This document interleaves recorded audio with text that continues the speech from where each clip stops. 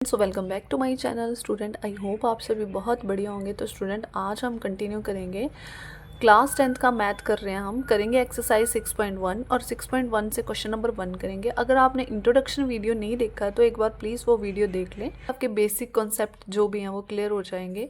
तो करते हैं इसका क्वेश्चन नंबर 1। क्वेश्चन नंबर 1 में क्या दे रखा है student? Filling the blanks using the correct word given in the brackets. हमें क्या करना है कि ये जो ब्लैंक्स दे रखे हैं इनको फिल करना है और करेक्ट को चूज करना है। ठीक है, फर्स्ट पार्ट में दे रखा है ऑल सर्कल्स आर कॉन्ग्रुएंट और सिमिलर। कॉन्ग्रुएंट और सिमिलर में से एक चूज करना है। तो स्टूडेंट जो भी जितने भी सर्कल होते हैं ना, जो सर्कल की शेप होती है, ठीक है, वो सर्कल सारे सर्कल शेप में कैसे होते हैं? सेम होते हैं। ठीक है, तो ऑल सर्कल्स आर कॉन्ग्रुएंट और सिमिलर, तो इसमें से हम चूज करेंगे सिमिलर को, क्योंकि ये सारे क्या होते हैं? एक जैसे होते हैं। जितने भी सर्कल होते हैं वो शेप में एक जैसे होते हैं। तो यहाँ पे आ जाएगा सिमिलर, तो आंसर आएगा सिमिलर। नेक्स्ट बोला हुआ ऑल स्क्वायर्स आर सिमिलर और कॉन्ग्रुएंट। जितने भी स्क्वायर होते हैं वो सिमिलर होते हैं या कॉन्ग्रुएंट होते हैं। ठीक है, तो स्टूडेंट यहाँ पे जितने भी स्क्वायर होते हैं, अब स्क्वायर में क्या है, ऐसा तो नहीं है ना कि शेप एक जैसी बराबर दे रखी है तब हम बोल सकते हैं ये दोनों कॉन्ग्रुएंट है। बट यहाँ पे क्या हो सकता है? साइज छोटा बड़ा हो सकता है। शेप तो एक जैसी है बट साइज कैसा हो सकता है? छोटा बड़ा हो सकता है। ठीक है, साइज तो अलग अलग है बट शेप कैसी है? सिमिलर है। इनके जो एंगल बनेंगे कॉरस्पॉन्डिंग वो भी क्या होंगे? सारे 90 के 90 होंगे। ठीक है, इनका जो जैसे ये अगर स्क्वायर है, इसकी जो साइड है वो एक यूनिट है, ये भी एक यूनिट है, ये भी एक यूनिट है, ये भी एक यूनिट है। बट जो दूसरा स्क्वायर दे रखा है इसकी साइड 2 यूनिट भी हो सकती है, इसकी भी 2 होगी, फिर इसकी भी 2 होगी, क्योंकि स्क्वायर की सारी साइड बराबर होती हैं। तो इनकी जो साइड का रेशो आएगा वो क्या आएगा? 1/2 1/2 1/2। सारी साइड का रेशो क्या आ जाएगा? कॉरस्पॉन्डिंग साइड्स का ऐसे रेशो आ जाएगा जो कि इक्वल होगा। ठीक है, तो इसमें सारे कॉरस्पॉन्डिंग एंगल, सारे एंगल भी 90 डिग्री के होंगे और इनके साइड्स का रेशो भी क्या होगा? इक्वल होगा। तो यहाँ पे आ जाएगा ऑल स्क्वायर्स आर सिमिलर, तो इसका आंसर भी सिमिलर होगा। गया all dash triangles are similar isosceles और क्वाड्रिलेटरल। ट्रायंगल्स जो हैं वो सिमिलर हैं, तो वो ट्रायंगल कौन सी होंगी? आइसोसेलेस होंगी या फिर क्वाड्रिलेटरल होंगी?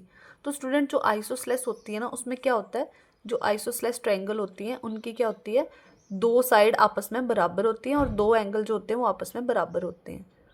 ठीक है, तो यहाँ पे हो सकता है यहाँ पे ये एंगल 40-40 डिग्री के हों, यहाँ पे 50-50 डिग्री के हों, तो एंगल क्या हो रहे हैं? अलग अलग हो जा रहे हैं ना, कॉरस्पॉन्डिंग एंगल तो बराबर नहीं है, तो आइसोसेलेस नहीं हो सकता।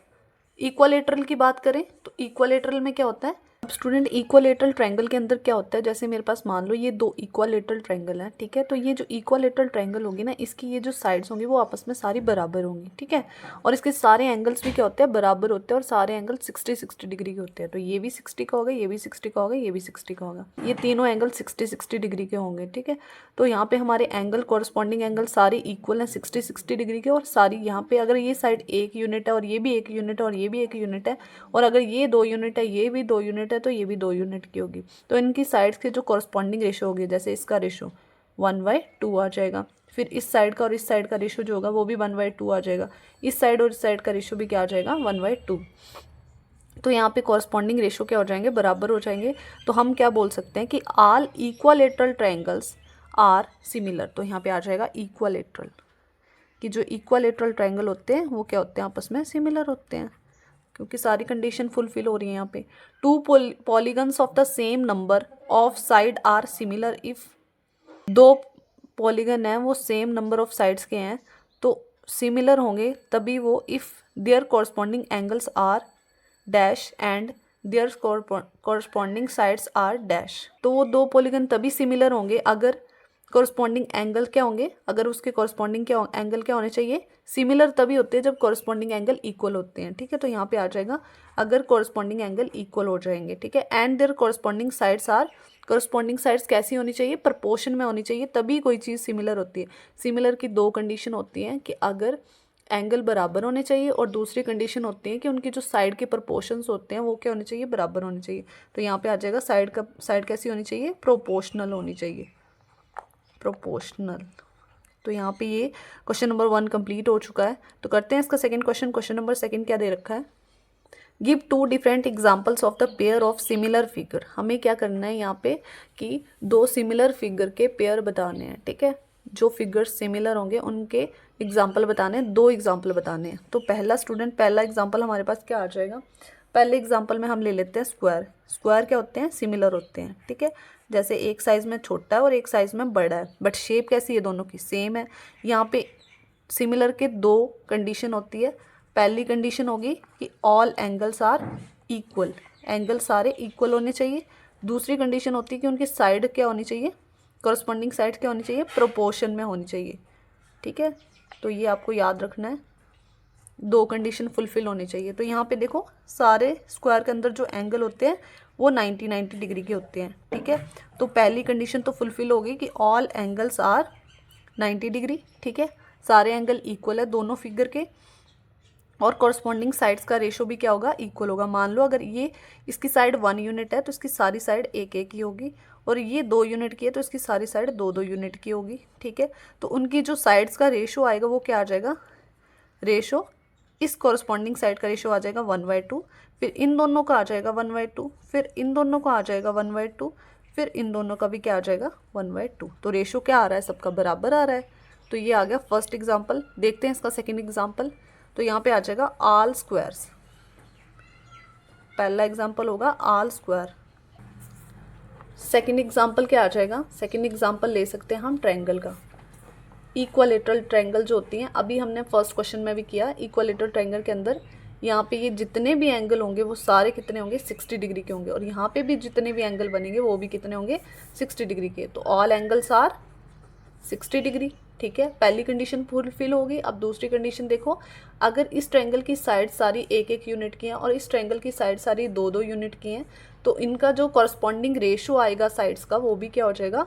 1/2, 1/2, इसका और इसका, और इसका और इसका आ जाएगा 1/2। तो कॉरस्पॉन्डिंग साइड्स का रेशो क्या आ गया? इक्वल आ गया, और उस कॉरस्पॉन्डिंग एंगल जो है वो भी क्या है? इक्वल आ गए। तो यहाँ पे दोनों कंडीशन फुलफिल हो रही है। तो यहाँ पे जो सेकेंड एग्जाम्पल आएगा वो आएगा ऑल ट्रायंगल्स। यहाँ पे सर्कल भी आ सकता है स्टूडेंट।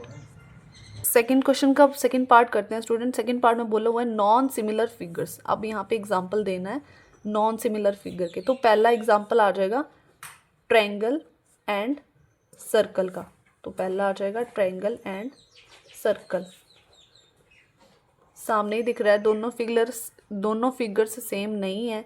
दोनों फिगर्स में एंगल भी सेम नहीं, कुछ भी सेम नहीं, शेप भी सेम नहीं है, साइज भी शेप सेम नहीं है। सेकंड एग्जांपल और भी ले सकते हैं आप, स्क्वायर एंड ट्रायंगल का।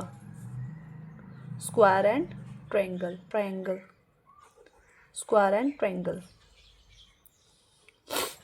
तो यहाँ पे 2 एग्जांपल हो गए हैं, क्योंकि यहाँ पे कुछ भी सेम नहीं है, आप देख सकते हो दोनों फिगर में। तो ये 2 एग्जांपल रहेंगे हमारे। तो करते हैं next question. Question number 3, state whether the following quadrilaterals are similar और नॉट। हमें इस क्वेश्चन में बताना है कि क्या ये जो क्वाड्रिलेटरल दे रखे हैं, क्वाड्रिलेटरल मीन जिसकी 4 साइडें होती हैं, ठीक है, 4 भुजाएं होती हैं। इस क्वाड्रिलेटरल में बताना है कि क्या जो इनकी ये दोनों क्वाड्रिलेटरल सिमिलर हैं या नहीं। तो सिमिलर के लिए स्टूडेंट 2 कंडीशन अभी बताई मैंने, क्वेश्चन नंबर 2 में बता चुकी हूँ, फिर से बता देती हूँ एक बार। सिमिलर के लिए, सिमिलर होने के लिए, किसी भी चीज़, किसी भी शेप्स को सिमिलर होने के लिए फर्स्ट कंडीशन होती है कि all corresponding angles are equal होने चाहिए। कॉरस्पॉन्डिंग एंगल क्या होने चाहिए?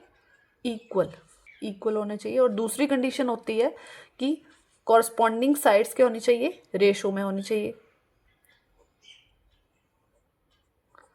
साइड्स क्या होनी चाहिए? प्रोपोर्शन में होनी चाहिए या प्रोपोर्शनल होनी चाहिए, ठीक है। प्रोपोर्शन लिख देती हूँ, ठीक है। ये 2 कंडीशन फुलफिल होनी चाहिए।